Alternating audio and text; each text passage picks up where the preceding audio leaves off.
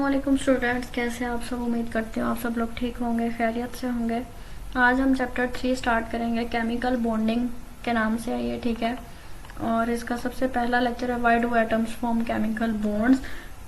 Atoms जो हैं वो केमिकल बॉन्ड्स क्यों बनाते हैं। Atoms have a tendency to decrease their energy. Atom के पास एक टेंडेंसी है कि वो अपनी एनर्जी को कम कर सकता है। They can do this by combining with other atoms, और दूसरे एटम्स के साथ कंबाइन करके वो ये काम कर सकता है।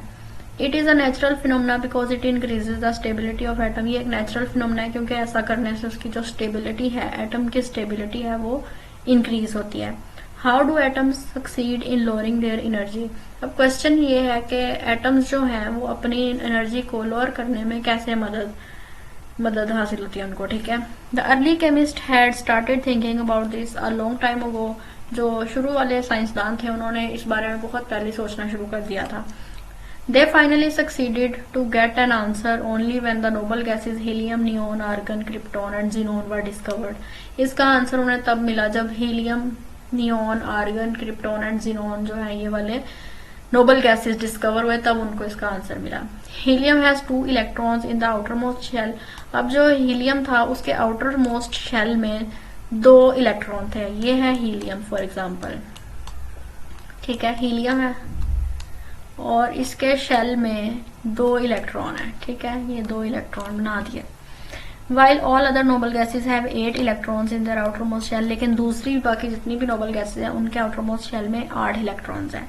We also know about these gases that neither their atoms combine with themselves nor with other atoms। हम ये भी जानते हैं कि ये जो gases हैं ये एक दूसरे के साथ एटम्स के साथ कंबाइन नहीं हो सकती और ना ही किसी और एटम्स के साथ। The probable reason for this lack of reactivity was their stability। और हमें ये भी पता है कि ये लैक ऑफ रिएक्टिविटी यानी इनके अंदर जो रिएक्टिव ना करने की कमी है, ठीक है, ये इस वजह से क्योंकि ये स्टेबल है। It was suggested that these gases were stable due to the presence of 2 electrons in helium. अब ये स्टेबल इस वजह से है क्योंकि हीलियम के अंदर 2 इलेक्ट्रॉन प्रेजेंट है and 8 electrons in the outermost shell of the rest of gases, और बाकी गैसेज के आउटरमोस्ट शेल में 8 जो है वो इलेक्ट्रॉन्स हैं। This gave rise to a principle that having 2 electrons for hydrogen and helium which have only the first shell or the 8 electron in outermost shell meant stability and hence unreactivity as well.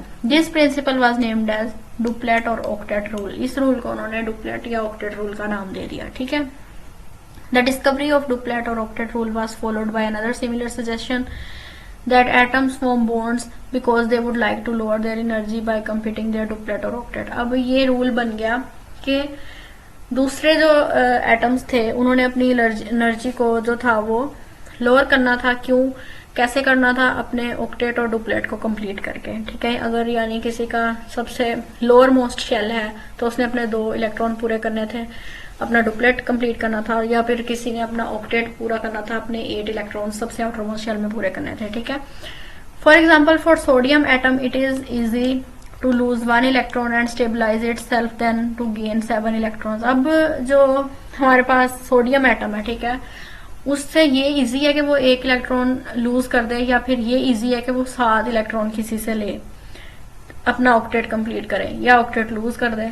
तो यही easy था ना कि वो अपना एक जो उसके पास था वो भी लूज कर देती, ठीक है। Sodium atom therefore adopts the energetically easier path to loses its electron to form a bond. तो वो उसने क्या किया कि वो अपना इलेक्ट्रॉन जो है वो लूज कर देता है एक, और एक बॉन्ड बना लेता है, ठीक है। In the same way it is energetically favourable for hydrogen atom to lose 1 electron. इसी तरह हाइड्रोजन के लिए भी ये फेवरेबल है कि वो अपना 1 इलेक्ट्रॉन लूज कर दे टू बिकम प्रोटॉन और gain 1 electron to become hydride ion. तो हाइड्रोजन जो है वो उसके पास 2 ही तो हैं, ठीक है। तो वो ये भी कर सकता है कि ले भी सकता है, लूज भी कर सकता है। लूज करेगा तो प्रोटॉन बन जाएगा, गेन करेगा तो हाइड्राइड आयन बन जाएगा। In the latter case it completes it duplet.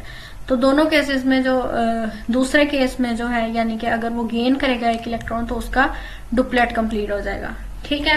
Alkali and alkaline earth metals are therefore expected to be electropositive metals.